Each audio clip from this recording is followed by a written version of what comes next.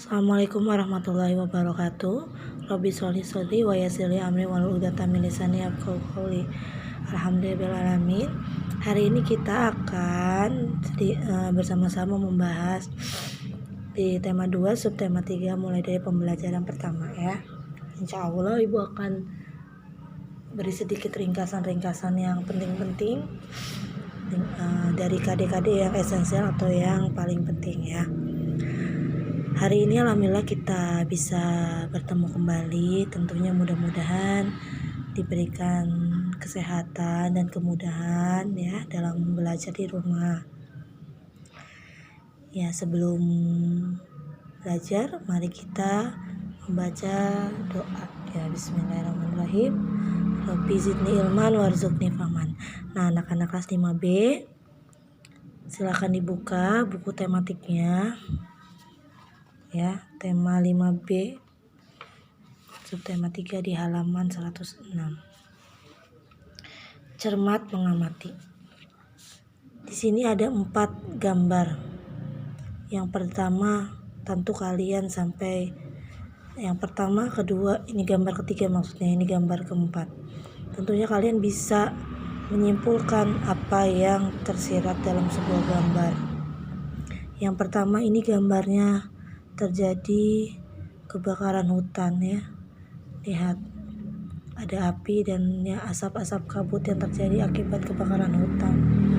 Yang kedua pun sama. Nah, di hutan ini tuh, ini hutan karena banyak pepohonan terjadi kebakaran yang mengakibatkan kabut asap ya, yang merupakan juga polusi udara yang sangat berbahaya bagi kesehatan pernapasan manusia. Yang gambar yang ketiga ini ada seorang anak kecil yang menggunakan masker. Tentunya akibat dari terjadinya kebakaran hutan tersebut yang mengakibatkan polusi udara yang bisa mengganggu sistem pernapasan manusia. Makanya apabila ada kejadian kabut asap, cara yang paling pertama itu bisa kita lakukan dengan menggunakan masker setiap kita keluar rumah agar terhindar dari penyakit-penyakit infeksi saluran pernapasan akut atau ISPA ya. Yang kelima, nah ini kondisinya ya, dilihat di sini ada kondisi dimana setelah kabut asap terjadi, kebakaran hutan terjadi maksudnya, ini terjadi kabut asap ya, susah untuk keluar rumah karena mengancam kesehatan ya. Bisa dilihat ya di gambar ini ya. Nah, bisa diuraikan penjelasan ibu yang tadi ya. Informasi yang didapatkan itu apabila terjadi kebakaran hutan, maka ini terjadi polusi udara yang mengakibatkan terjadi kabut asap, sehingga setiap orang yang berada di sekeliling itu untuk pencegahan harus menggunakan masker ya, seperti itu. Dan akibat dari kebakaran hutan tadi, kabut asap itu bisa mengakibatkan penyakit infeksi saluran pernapasan akut yang menyerang organ pernapasan. Di sini di pijak menyimak kalian bisa baca ini tentang asap kabut di Riau ya, yang pernah terjadi di wilayah Indonesia, di wilayah Riau khususnya pada bulan Oktober 2015 ya. Ini berturut-turut daerah yang terkenanya seperti Jambi, Lampung, Sumatera Selatan juga mengalami musibah yang sama ya. Karena awalnya dari kebakaran hutan ya. Di sini ada ya, kabut asap terbentuk karena kebakaran hutan pada Oktober 2015. Sudah 5 tahun yang lalu ya, sekarang udah 2020. Nah, di sini bisa kalian baca di mana bencana asap memberikan dampak yang buruk dan besar bagi masyarakat yang tinggal di Riau. Nah, apa aja dampaknya pengurang aktivitas belajar? Sama seperti wabah yang sekarang ada di Indonesia, pandemi corona ini ya, virus corona ini. Akibatnya kita terganggu aktivitas belajar di sekolahnya. Jadi belajar di rumah. Ya, keterbatasan masyarakat dalam melakukan aktivitas harian ya.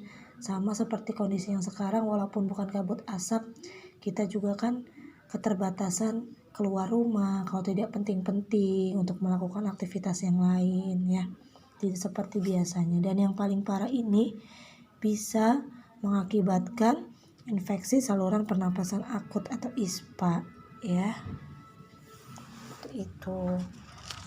Nah, harapannya mudah-mudahan kita semua bisa menjaga alam yang sudah Allah ciptakan, tidak merusak alam, karena kita sendirilah yang menciptakan lingkungan itu menjadi buruk atau baik ya. Itu. Jadi di sini di aktivitas individu tuliskan bahaya kabut asap yang kamu ketahui. Tadi bahayanya apa? Bisa terkena infeksi saluran pernapasan akut. 1. Terus apalagi? Bisa iritasi tenggorokan ya apabila kalian menghirup kabut asap tersebut. Bisa memperburuk kondisi yang sudah punya penyakit asma, kanker paru-paru, atau penyakit yang menyerang organ pernapasan ya. Itu bisa memperburuk, merusak lingkungan, tidak bisa melakukan aktivitas seperti biasanya, kegiatan belajar di sekolah terganggu. Nah, itu juga ya bahaya juga bisa masuk ke situ dampaknya juga ya. Cara mengatasi bahaya kabut asap. Cara yang pertama, kita bisa memakai masker seperti yang tadi gambar yang di halaman penjelasan pertama tadi ya. Menjaga rumah agar tetap dalam keadaan bersih dan tertutup ya. Terus apalagi, intinya pola hidup sehat ya. Dan jangan keluar rumah kalau tidak penting-penting ya. Seperti itu. Nah, di sini di halaman 109 cara menjaga kesehatan organ pernapasan manusia. Ya, pernapasan manusia itu sangat penting sekali ya.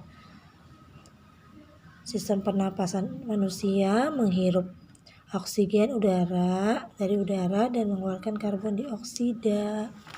Nah, bagaimana kalau misalkan yang kita hirup udaranya tercemar, sudah polusi ya? Nah, maka akan mengakibatkan timbulnya bakteri atau virus yang berbahaya masuk ke dalam tubuh atau organ pernapasannya ya, seperti asma, TBC, bronkitis, sinusitis, batuk, sesak napas, pneumonia, dan sebagainya ya. Nah, ini agar terhindar dari berbagai gangguan organ pernapasan atau penyakit pernapasan, bisa dilakukan beberapa hal. Yang pertama, nah di sini poin yang 1 nih, harus menjaga lingkungan tetap bersih ya. Udara yang dihirup juga bebas dari polusi ya. Menjaga lingkungan tetap bersih, rumah dibersihkan, yang punya halaman dibersihkan ya, dirapikan. Memperbanyak ventilasi udara dalam ruangan ya. Kalau di rumah ada ventilasi udaranya, jangan ditutup pakai kalender atau sebagainya ya, agar ada pertukaran oksigennya juga ya, ada pertukaran udara. 3. Rutin berolahraga sehingga membantu kinerja paru-paru, meningkatkan kapasitas dalam proses menghirup dan menahan udara lebih lama. Ini pola hidup sehat ya, dengan rajin berolahraga. Yang keempat, rutin menarik napas dalam-dalam ya. Selanjutnya, memperbanyak konsumsi buah dan sayur. Ini juga pola makan ya, harus makan makanan yang bergizi dan seimbang ya, yang mengandung karbohidrat, protein baik nabati dan hewani ya. Terus istirahat dengan cukup, tidurnya itu selama 6 jam sampai 8 jam per hari ya. untuk sistem kekebalan tubuhnya menjadi meningkat lagi, dan pada saat bangun itu lebih segar, lebih bugar ya. Nah, yang ketujuh ini menggunakan masker saat berpergian ya. Sebenarnya menggunakan masker ini tidak harus ada kabut asap ataupun virus corona, tapi di luar juga, karena kan kita nggak tahu ya di luar itu banyak debu atau tidak ya. Dianjurkan saat berkendara, khawatir ada debu atau asap dan sebagainya, untuk pencegahannya bisa menggunakan masker. Nah, ini yang penting nih, tidak merokok, karena merokok itu kurang baik bagi kesehatan paru-paru ya. Seperti itu. Kalau bisa dihindari, tidak minum minuman beralkohol ya. Tidak minum minuman yang beralkohol, yang tidak boleh dalam Islam ya. Minum-minumnya yang sehat aja, seperti banyak minum air putih ya, seperti itu. Nah, itu adalah beberapa cara untuk menghindari dari gangguan organ pernapasan. Oke anak-anak, kita ke pembelajaran yang kedua. Di sini ada beberapa gambar. Diamati dan dicermati ya. Gambar yang pertama ini adalah relief ya. Nih, relief. Kalau kalian menemukan gambar seperti ini biasanya ada di Candi Borobudur ya. Adalah relief. Suatu seni pahat atau ukir 3 dimensi pada media batu. Yang kedua, ini gambarnya termasuk gambar ilustrasi. Karya seni rupa 2 dimensi yang mempunyai tujuan untuk memperjelas suatu gambar atau pengertian dari sebuah gambarnya ya. Yang ketiga di sini ada sangkuriang, termasuk ke dalam karya sastra ya, gambar karya sastra. Artinya ciptaan yang disampaikan dengan komunikatif tentang maksud penulis untuk tujuan estetika atau tujuan keindahan ya. Biasanya menceritakan sebuah kisah. Nah, itu tuh ada kisah sangkuriang yang di halaman 112 ya. Selanjutnya yaitu 4. Ini cerpen atau cerita rakyat ya.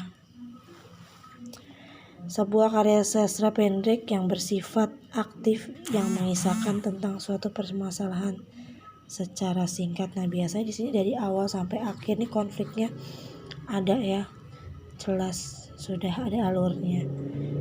Ini mungkin bawang merah dan bawang putih karena mau pakai baju merah, baju putih. Selanjutnya yaitu komik, media yang digunakan untuk mengekspresikan ide gagasan gambar dalam bentuk gambar ya. Komik ada gambarnya dan ada teksnya juga. Nah, yang keenam ini termasuknya cerita bergambar atau sejenis juga dengan komik, gambar yang diberi teks. Nah, itu sedikit penjelasan tentang gambar-gambar yang ada di halaman 112. Dan penjelasan terakhir di sini ada di halaman 114 tentang gambar bercerita. Salah satu cara mengekspresikan sebuah ide dapat dilakukan melalui gambar. Media gambar seperti gambar bercerita. Gambar bercerita itu gambar yang mengandung suatu cerita ya, atau narasi ya, yang disampaikan secara visual, secara bisa dilihat dengan mata ya, di gambar. Nah, di sini ada contohnya gambar suasana pasar ya. Nah, kalian bisa melihat di dalam suasana pasar ini bagaimana bisa dideskripsikan, diceritakan kembali ya. Nah, ini merupakan contoh gambar bercerita. Ya, mungkin itu saja pembahasan kali ini. Kurang lebihnya mohon maaf. Ya, silakan bisa dibaca-baca kembali bukunya dan kalian rangkum sendiri apa yang kalian dapatkan pembelajaran yang sudah dilakukan atau pembelajaran hari ini ya. Mohon maaf apabila ada kesalahan dan kekurangan. Kita ucapkan hamdalah, alhamdulillahirabbil alamin. Assalamualaikum warahmatullahi wabarakatuh.